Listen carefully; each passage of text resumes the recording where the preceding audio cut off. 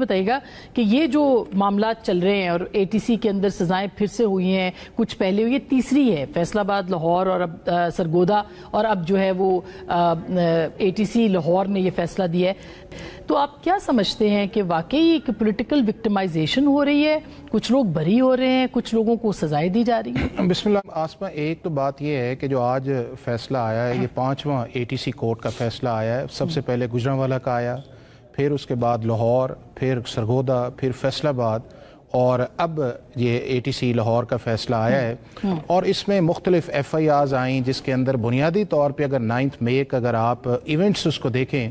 تو اس کے اندر جو ہے، اگر آپ اس کو ایز اے کرمنل اوفینس کے طور پہ دیکھتے ہیں یا اس کو ساری ایکسرسائز کو جو دیکھتے ہیں تو اس کے اندر آپ کو سرٹن پیٹرن نظر آئے گا. پیٹرن اس کا یہ ہے کہ پورے ملک کے اندر جو اس کا ٹارگٹ تھا یا اس کی ہٹ لسٹ تھی، وہ پاکستان کی فوج کے ادارے یا پاکستان کے جو سمبولک امپورٹنٹ بلڈنگز ہیں وہ تھیں، جس میں آپ کا جی ایچ کیو ہے، آپ کا کور کمانڈر ہے، آپ کا نیول ایئر بیس ہے، آپ کا آئی ایس آئی کا آفس ہے، آپ کا ایف سی کا ہے، پشاور ہے، اور اس کے بعد اس طرح مختلف جگہوں پہ 62 کے قریب جو آئے ہیں. اور اس کے اندر جو آپ کو ایک اور چیز نظر آئے گی وہ یہ آئے گی کہ موب موبلائزیشن ہے.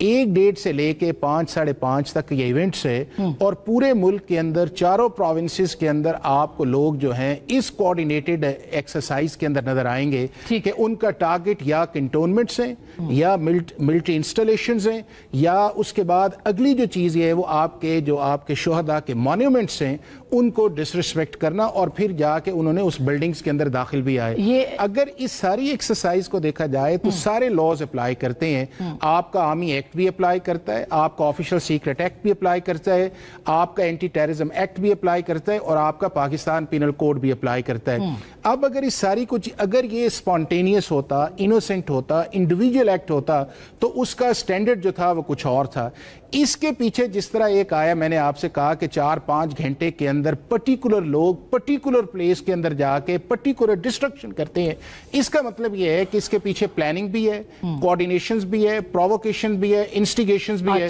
اور اس کا ریزلٹس جو ہے وہ آپ کا ایک ٹرائل ہے، اور اس ٹرائل کے اندر جو لوگ ہیں انہیں سزائیں دی گئی ہیں.